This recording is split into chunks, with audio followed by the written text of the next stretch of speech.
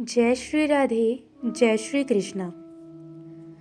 आज की वीडियो उन सभी के लिए है जो वृंदावन के इस महाकुंभ में जाना तो चाहते हैं, परंतु किसी कारणवश वह नहीं जा पा रहे। इसलिए आप उदास मत होइएगा। आज की वीडियो उन सभी भक्तों के लिए है जो मन से इस कुंभ में पहुंच ही गए हैं।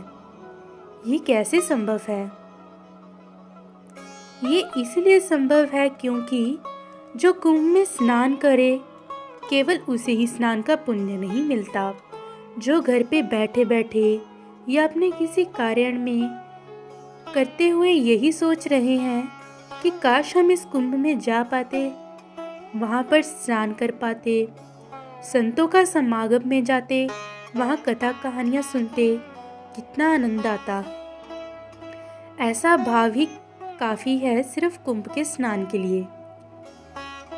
कुछ ऐसी ही कथा है आज की जो मैंने कल ही पढ़ी थी, तो सोचा आप सभी भक्तों को भी सुना दूं। एक संत को सुबह सुबह सपना आया। सपने में सब तीर्थों में चर्चा चल रही थी कि इस कुंभ में मेले में सबसे अधिक सबसे ज़्यादा पुण्य किसको अर्जित हुआ। श्री प्रयागराज जी ने कहा, सबसे अधिक पुण्य तो इस बार रामू मोची को मिला है। गंगा मैया ने कहा, लेकिन रामू मोची तो मेरे यहाँ स्नान करने आया ही नहीं। देवप्रयाग ने भी यही कहा कि यहाँ रामू मोची नाम का व्यक्ति नहीं आया।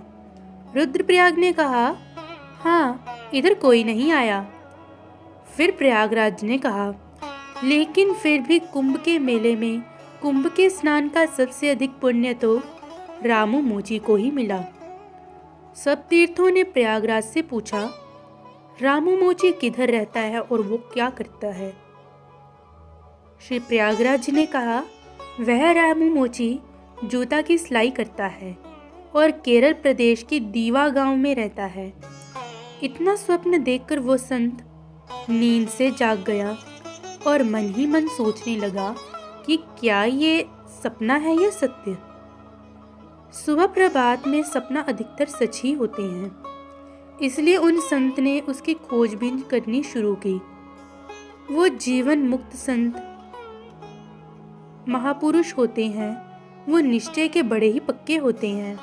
और फिर वो संत चल पड़े केरल दिशा की ओर। स्वप्न को याद करते और किसी किसी को पूछते कि दीवा गांव कहाँ है। जब गांव में उन्होंने रामू मोची के बारे में पूछा तो उनको रामू मोची मिल ही गया। संत के सपने की बात सत्य निकली।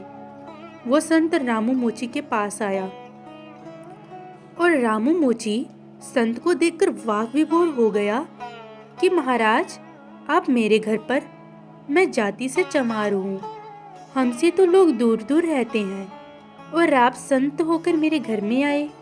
मेरे काम तो चमड़े का धंधा है, मैं वर्ण से शूद्र हूँ, अब तो उम्र से भी लाचार हो गया हूँ। मेरे सौभाग्य है कि आप मेरे घर पर पधारे।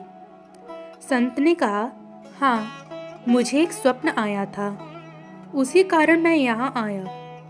और संत ने सब बात कह दी कि आपसे एक प्रश्न है कि आप कभी कुंभ मेले में गए हो और इतना सारा पुण्य आपको कैसे मिला?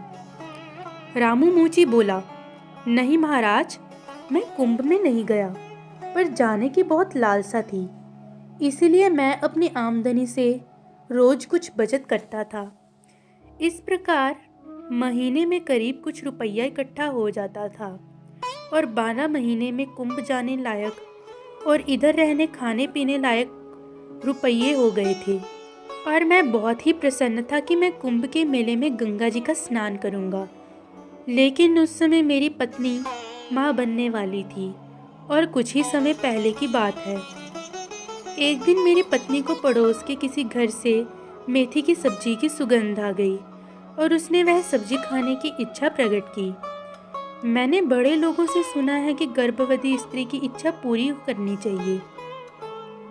मैं सब्जी मांगने उनके घर चल गया और उनसे कहा, बहन जी, क्या आप थोड़ी सी सब्जी मुझको दे सकती हैं? मेरी पत्नी गर्भवती है और उसको खाने की इच्छा हो रही है।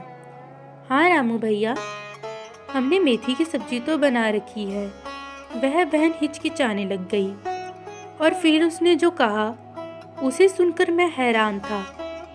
मैं आपको ये सब्जी नहीं दे सकती क्योंकि आपको देने लायक नहीं है। क्यों बहन जी? आपको तो पता है हम बहुत गरीब हैं और हमने पिछले 2 दिन से कुछ नहीं खाया। भोजन की कोई व्यवस्था नहीं हो पा रही। आपको जो ये भैया वो काफ़ी परेशान हो गए, सबसे कर्जा भी ले रखा है। उनको जब कोई उपाय नहीं मिलता तो भोजन के लिए घूमते घूमते शमशान की ओर चल गए। उधर किसी ने मृत्यु के बाद अपने पितरों के निमित्त ये सब्जी रखी हुई थी। ये वहाँ से चिपचिपाए वहाँ से सब्जी लेकर आ गए। अब आप ही कहो मैं किस प्रकार ये अशुद्ध और अपवित्र सब्जी आपको दे दूं? उस रामू मोची ने फिर बड़े ही भाव विभोर होकर कहा।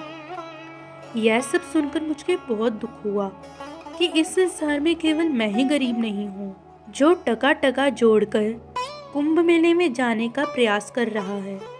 जो लोग अच्छे कपड़े में दिखते हैं वो भी अपनी मुसीबत से जूझ रहे हैं और किसी से कह भी नहीं सकते। और इस प्रकार के दिन भी देखने को मिलते हैं और खुद और बीबी बच्चों को इतने दिन भूख से तड़पते हुए देखते हैं। मुझे बहुत ही दुख हुआ कि हमारे पड़ोस में ऐसे लोग ही रहते हैं और मैं टका टका बचाकर गंगा स्नान करने जा रहा हूँ। उनकी सेवा करना ही मेरा कुंभ मेला जाना है। मैंने जो कुंभ में जाने के लिए पैसे इकट्ठे किए थे वो मैंने घर से निकालकर उनको दे दिए। उस दिन मेरा जो हृदय में संतुष्टि आई वो आज तक मैंने कभी महसूस नहीं की। प्रभु जी, उस दिन से मेरे हृदय में आनंद और शांति आने लगी। संत बोले, हाँ, इसलिए जो मैंने स्वप्न देखा उसमें सभी तीर्थ मिलकर आपकी प्रशंसा कर रहे थे। इसीलिए संतों ने सही कहा है, वैष्णव जन तो तेरे रे कहिए, जे पीर पराई जाने रे, पर दुख उपकार करे तो ये मन अभिमान न आने रे।